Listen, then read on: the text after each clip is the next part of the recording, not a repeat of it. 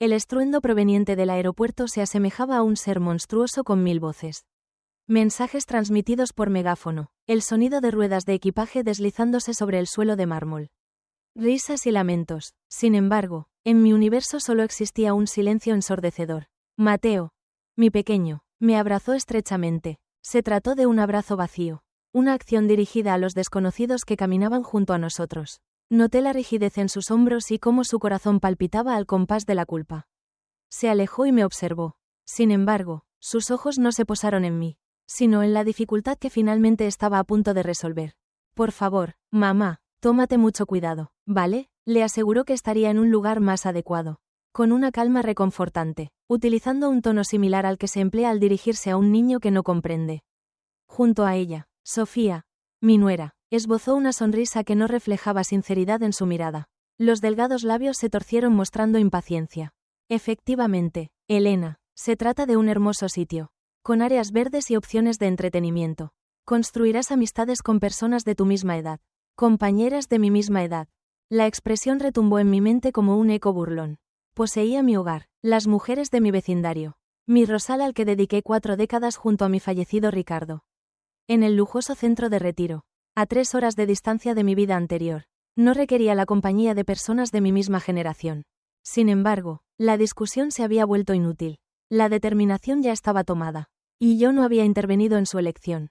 Una semana antes, me encontraba en la sala de mi hogar, como si fuera una trabajadora a punto de ser despedida. Mateo anunció con pesar: madre, la casa ha sido vendida. Evitando mi mirada, Sofía y yo consideramos que es una carga demasiado grande para ti sola. Y con tu nuevo empleo, no podemos estar tan disponibles. Sofía fue la responsable de incorporar el veneno. Además, el dinero será de gran ayuda para costear la entrada de nuestra nueva casa de campo. Para ti, hemos descubierto este lugar increíble, un alojamiento de lujo de 5 estrellas. Elena, eres simplemente lo más destacado. Un inicio fresco y renovado. Cuando se alcanzan los 75 años de edad, nadie me advirtió que el inicio de esta nueva etapa se basaba en la venta de la casa que mi esposo y yo construimos juntos.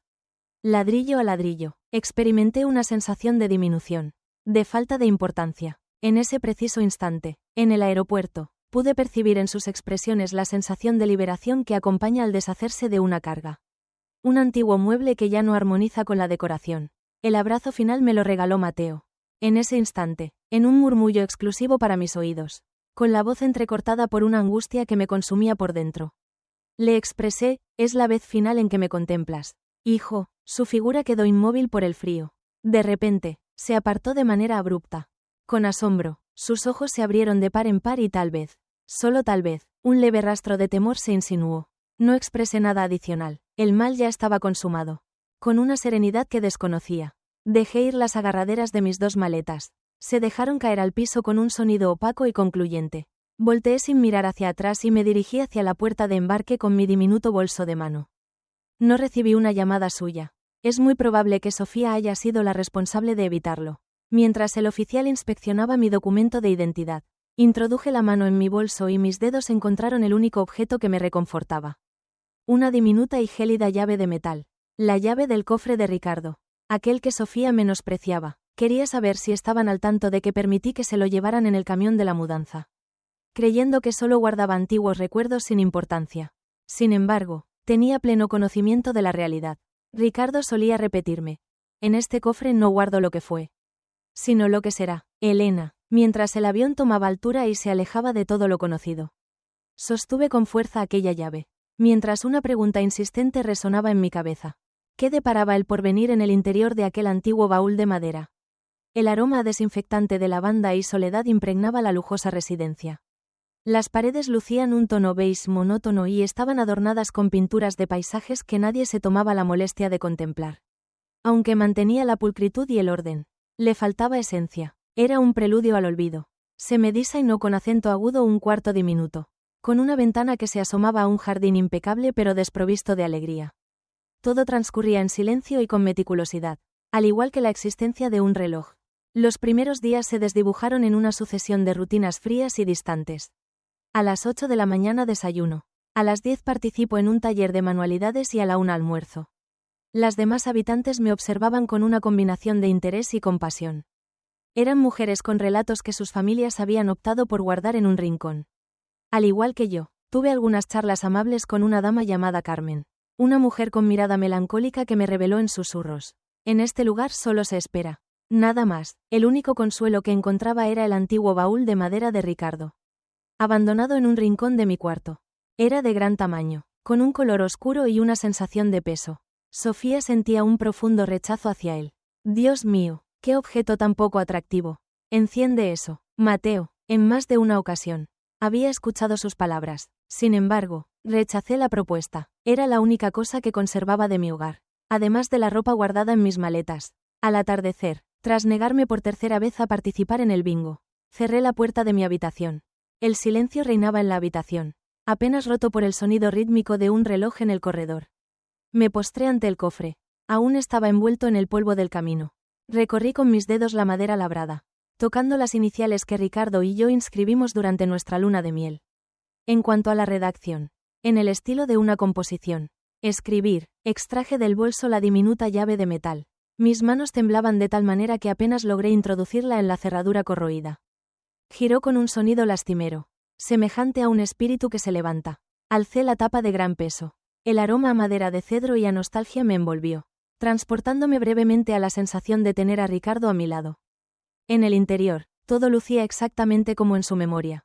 Cartas románticas unidas por un lazo azul. Imágenes en tonos de gris de nuestra ceremonia nupcial. Los zapatitos de lana que confeccioné para Mateo al llegar al mundo. Mientras exploraba cada objeto, lágrimas silenciosas recorrían mis mejillas. Trozos de existencia que parecían arrebatados. ¿Es todo lo que había? ¿Qué tal una caja llena de recuerdos? En mi corazón empezó a arraigarse la desilusión. Quizá Ricardo solo se caracterizaba por ser un soñador. Sin embargo, en ese momento vino a mi mente lo que ella había expresado con total precisión.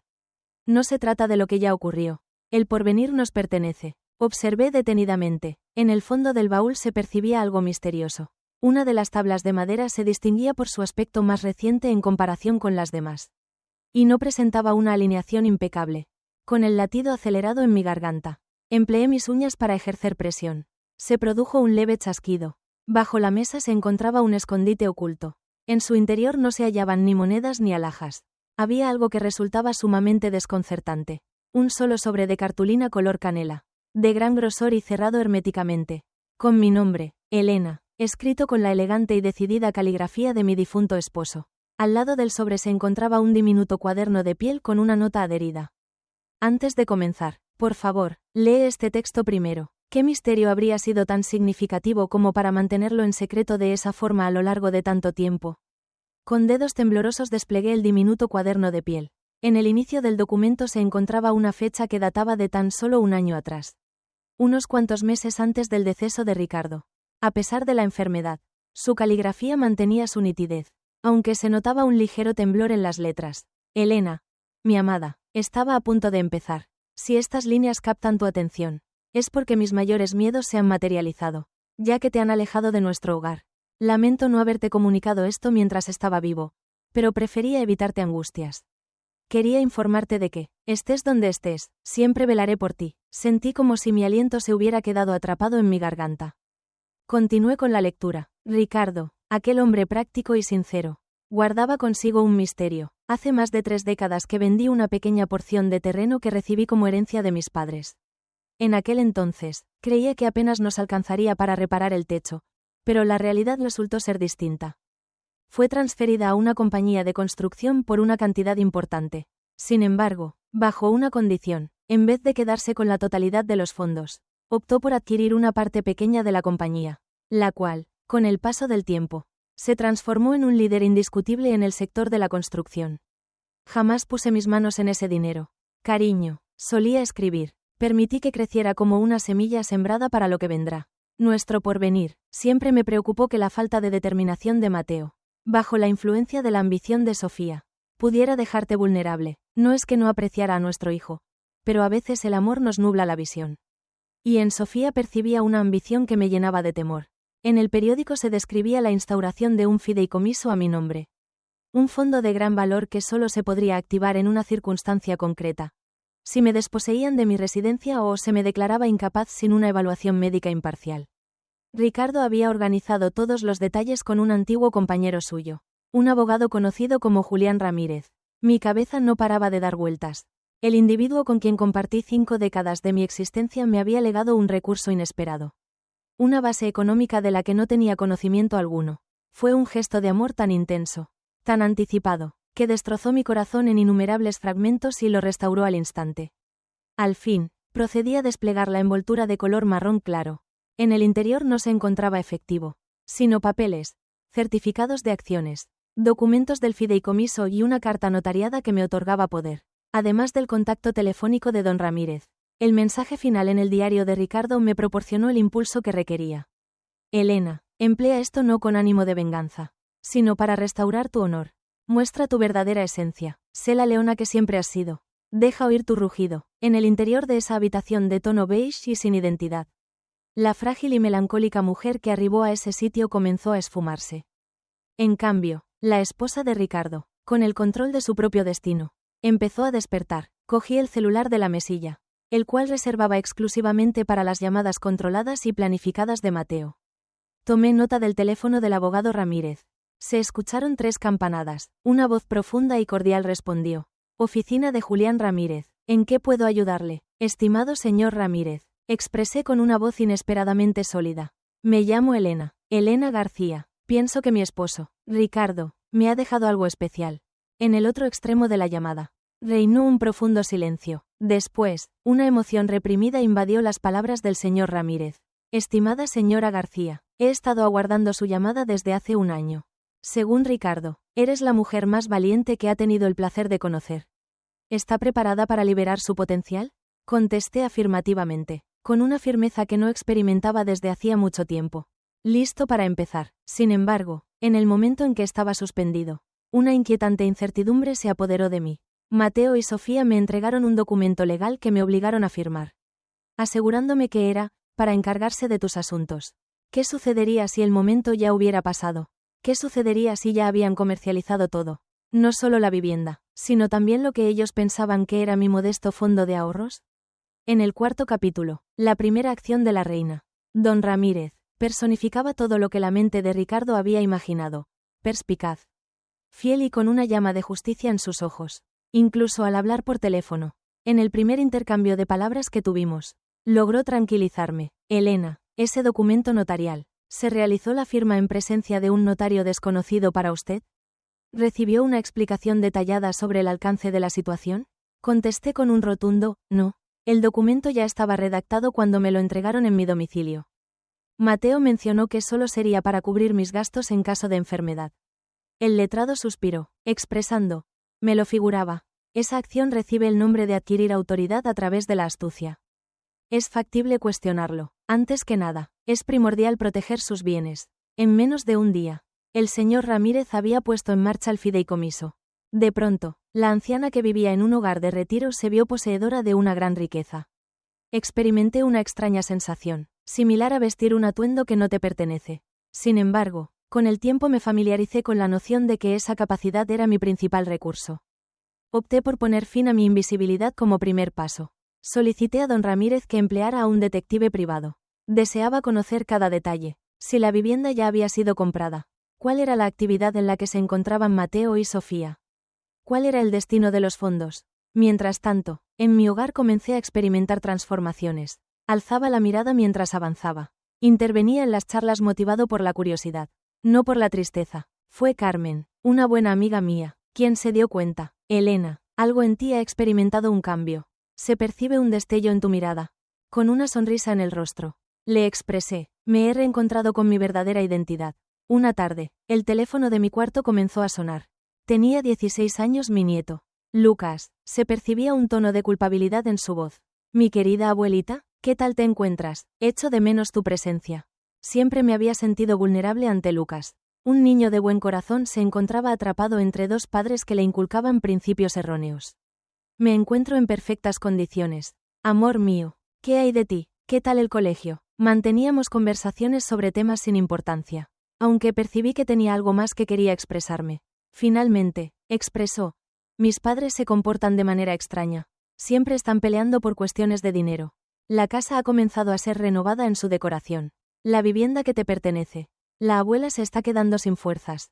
Tu rosal fue derribado. El arbusto de rosas. El árbol que Ricardo sembró para mí en nuestra primera celebración de aniversario. El impacto de la noticia fue más profundo que cualquier engaño económico. Fue un golpe directo a mi corazón. A mis memorias. En ese momento, el dolor se convirtió en una ira gélida y cortante. La cuestión ya no giraba únicamente en torno al dinero o a una vivienda. Intentaban desaparecerme, borrar cualquier indicio de que alguna vez existí. Me despedí de Lucas, asegurándole que tendríamos una conversación en breve. La furia hacía que mi mano temblara. En ese preciso instante, mi segundo dispositivo móvil, un celular de tarjeta que el señor Ramírez me había enviado, empezó a sonar. Se desempeñaba como el profesional del derecho. Era imperativo el tono de su voz. Querida Elena, ya tengo en mis manos el informe del investigador. Me complace y entristece informarte. La parte negativa es que están tomando decisiones con prontitud. La vivienda aún no ha sido vendida. Sin embargo, se ha aceptado una oferta y se ha formalizado un contrato de arras. En un plazo de 15 días se concretará la venta. ¿Y cuál es la noticia positiva? Con el corazón apretado, me atreví a preguntar. Lo positivo, expresó el señor Ramírez con un breve silencio cargado de emoción. Es que la adquiriente del chalet que pretenden adquirir con los fondos obtenidos de la venta de tu vivienda es en realidad una compañía ficticia. Tras indagar un poco, logré averiguar la identidad del propietario de esa compañía. Realizó una nueva interrupción y logré percibir el sonido de unos documentos al ser manipulados. La compañía que les está ofreciendo la casa de sus sueños es de mi propiedad. Elena, adquirí ese artículo en la mañana de hoy. Permanecí en calma, reflexionando sobre lo que había dicho. Don Ramírez, ese veterano astuto, había tomado la delantera. ¿Con qué propósito adquirió la compañía? Inquirí, sorprendida, con el objetivo de dominar la situación en el juego. Elena, su voz denotaba claramente su alegría al responder. En este preciso momento, Mateo y Sofía tienen la convicción de que están a punto de lograr adquirir la vivienda que siempre han anhelado. Se ha abonado un depósito no reembolsable con los fondos extraídos de tus cuentas, empleando ese poder notarial falso. Sin embargo, soy yo el propietario de la vivienda que desean. Tengo la libertad de cancelar el acuerdo en cualquier momento, lo que resultaría en la pérdida de la señal que les he dado. Ese plan era brillante, implacable y totalmente impecable. Después de tanto tiempo, una carcajada sincera se escapó de mi boca. Emitía una risa algo desgastada, pero que traía consigo una sensación de liberación. La leona comenzaba a deleitarse con la residencia. Julián, ¿podrías indicarme cuál sería el paso a seguir? Le consulté, mencionando su nombre de manera personal por vez inicial. Llega el momento de recortarles las alas. Mañana temprano procederemos a interponer una demanda con el objetivo de revocar el mencionado poder notarial y solicitar una orden judicial para detener de forma inmediata la venta de tu vivienda. Se les informará mediante un mensajero legal. Me gustaría que visualizaras sus rostros. Y las concebí en mi mente. Me puse a imaginar a Sofía, con su actitud altiva al romper el sobre, su rostro reflejando una mezcla de enojo y desconcierto. Me lo imaginé a Mateo, con el rostro pálido y el sudor frío en su frente al percatarse de que la estructura frágil que habían erigido se desmoronaba. Y ocurrió exactamente de esa manera. Al día siguiente, a eso del mediodía, mi teléfono de saldo sonó. Se trataba de un número que no se conocía. Respondí. Se trataba de Mateo. Emitía un vendaval de angustia y furia su voz. Madre, ¿puedes explicarme esto? Una denuncia escrita. ¿De dónde has conseguido un abogado? ¿Estás insinuando que hemos cometido fraude? Los gritos de Sofía resonaban a sus espaldas. Interroga acerca del origen de los fondos. Esa mujer no tiene ni un solo centavo. Mateo, nos está destrozando, nos está destrozando. Permanecí en un silencio gélido. Permití que su angustia se intensificara. Madre, por favor, responde, rogó Mateo con un susurro de desesperanza. Mientras su enojo se desvanecía, expresé con una voz gélida mi decisión de no entablar conversación telefónica contigo. Mateo, sorprendiéndome a mí misma, si tienes algo que comunicar, puedes hacerlo a través de mi abogado. Además, pídele a tu esposa que deje de interferir con mis preciosas rosas. Y finalicé la llamada. Tomé asiento en la cama de aquella habitación fría. Sin embargo, ya no experimentaba la sensación de estar confinada. Experimentaba una sensación similar a la de una comandante en su base, estratégicamente desplazando las fichas en un juego de ajedrez. La venta se había detenido debido a la orden judicial. El poder notarial se encontraba impugnado. Los anhelos de tener una casa elegante estaban desvaneciéndose. Sin embargo, no resultaba adecuado. Detener mis planes no equivalía a recuperar mi existencia. Según la advertencia de Ricardo, El propósito no era buscar venganza. La meta principal era preservar la dignidad. Me puse en contacto con Julián. Julián, aún no ha concluido esto. Deseo contemplarlos. Deseo que me observen directamente a los ojos al comprender sus acciones. Se produjo un momento de quietud. Elena, ¿estás completamente segura? Puede resultar bastante difícil, contesté afirmativamente, asegurando que nunca antes había tenido tanta certeza en toda mi existencia. No me acompañaré a solas. Antes de comenzar, hay una tarea que debo completar primero. Desconecté la llamada y me encaminé hacia el diminuto ropero. Opté por vestirme con mis prendas más refinadas. Posteriormente, me comuniqué con la recepción de la residencia solicitando un servicio de taxi para el día siguiente. Al ser cuestionado por la recepcionista sobre mi destino, respondí con una dirección que tenía olvidada desde hacía bastante tiempo. Mientras esbozaba una sonrisa, no correspondía a la residencia propia. La ubicación del principal centro de estética de la localidad. La leona no se limitaba a emitir su rugido. Pensaba realizarlo con el cabello perfectamente arreglado. Al llegar a la entrada de mi hogar, me encontré en un vehículo conducido por un chofer que Julián había insistido en contratar. En el aeropuerto, no me reconocía a mí misma. Era una mujer distinta a la que habían visto antes. Mi cabello de color blanco lucía impecablemente peinado. Portaba un conjunto de chaqueta en tono crema adquirido ese mismo día y unos zapatos de tacón bajo, pero sofisticados. Experimentaba una sensación de fortaleza. Julián Ramírez, a mi lado con su elegante maletín de cuero, daba la impresión de ser un leal asesor de la realeza. En el jardín, cerca de donde solía florecer mi rosal, ahora se encontraba un letrero de venta. Antes de presionar el timbre, le lancé una mirada de desprecio. Fue Sofía quien se encargó de abrir la puerta. De la sorpresa inicial, su expresión facial evolucionó hacia la incredulidad y finalmente se transformó en una mirada cargada de veneno. Con una bata puesta y el cabello alborotado, me encontraba, no estaba preparado para recibir visitas. ¿Y tú?, preguntó en voz baja. ¿Qué motivo te trae por aquí?, tratando de obstruir el paso con su figura. Sofía, he regresado a mi hogar. Sin inmutarme, pronuncié con una serenidad gélida si me permitía el paso, para luego apartarla con delicadeza y adentrarme sin aguardar contestación. Fui seguido por Julián. Dentro reinaba un desorden de elegancia y maldad. Las paredes habían sido pintadas en un tono de gris frío y distante, mientras que mis muebles tradicionales habían sido reemplazados por sofás de diseño minimalista. En las esquinas se acumulaban cajas de mudanza a medio llenar. El aroma de la pintura recién aplicada se mezclaba con la ambición. Desde la cocina emergió Mateo, con un semblante tan pálido como el de un espectro. Al observarme, su mandíbula se desplomó. Madre, ¿podrías explicarme cómo he arribado a este lugar? ¿Cuál es el procedimiento para contratar un abogado? La venta de mi casa ha sido detenida. Concluí en su lugar. La historia es extensa, querido. Pero tu padre demostró ser más astuto de lo que creían. Los acomodé en su exclusivo sofá de diseño. Julián se colocó a mi lado de pie y procedió a abrir su maletín para extraer los papeles del fideicomiso. Les di todas las explicaciones necesarias. La venta de la tierra, la inversión en el negocio, el capital que había estado acumulándose en secreto durante 3 décadas, aguardando el momento en que su deslealtad lo hiciera reaccionar.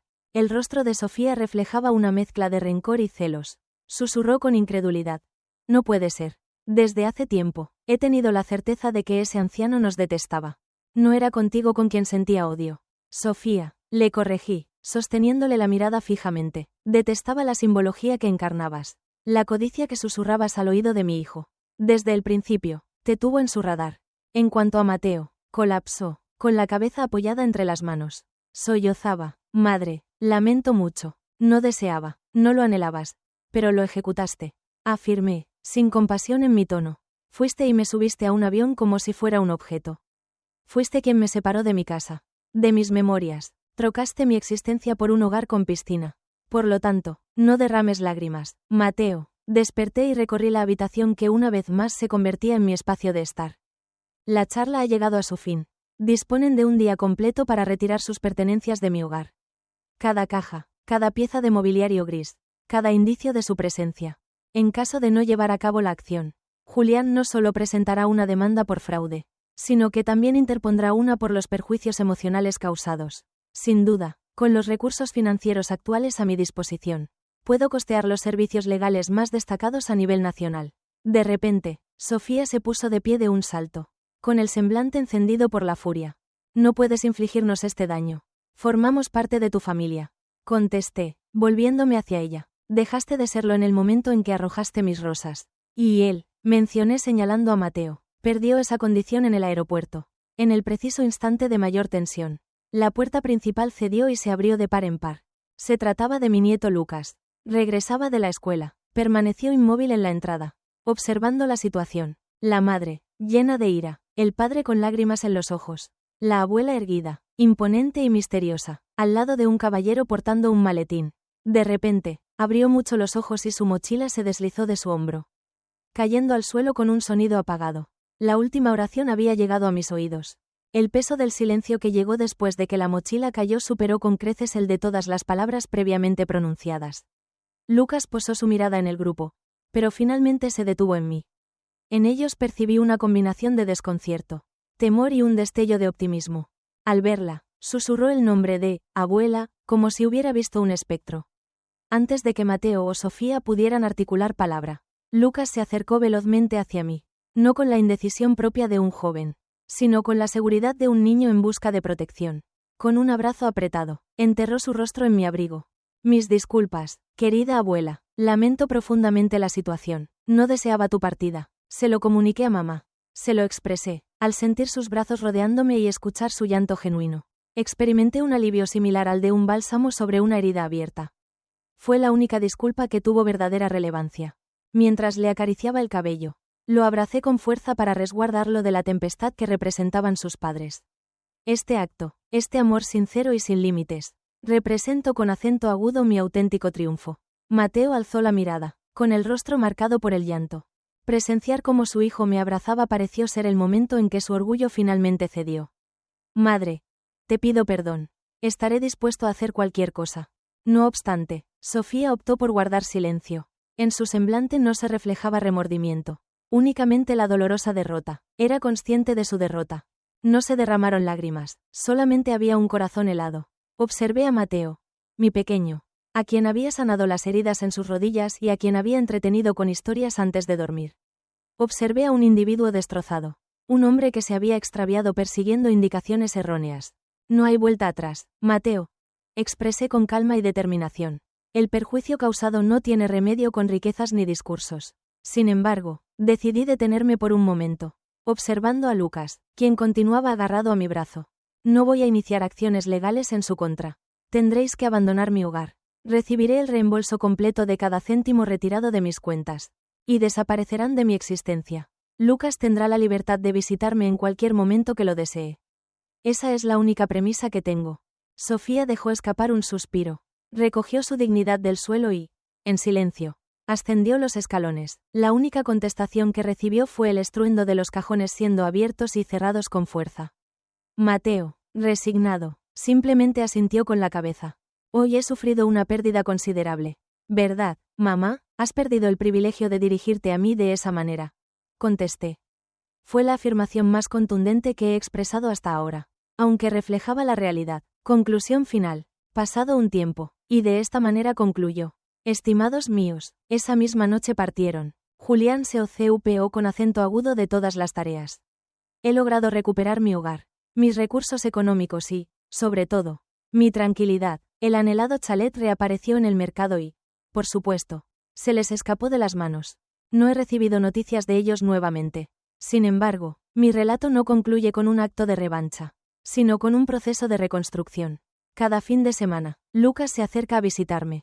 Plantamos un rosal recién en el jardín. Juntos, busco un diseño más potente, con unas flores de un rojo más vibrante que el previo. En ocasiones nocturnas, me encuentro en el sofá de Ricardo, desvelando los secretos guardados en su cofre. No es para revisar los archivos, sino para disfrutar de sus apasionadas misivas de amor. El poder que obtuve del dinero fue importante. Pero lo que realmente me dio la fuerza para aprovecharlo fue el amor y la confianza que ella depositó en mí. He logrado desprenderme de las ataduras de la tristeza y de la autocompasión. Descubrí que la etapa de la vejez no representa un desenlace, sino una ocasión para cultivar la sabiduría y la valentía. La auténtica familia no es aquella determinada por la sangre, sino la que es seleccionada por el corazón.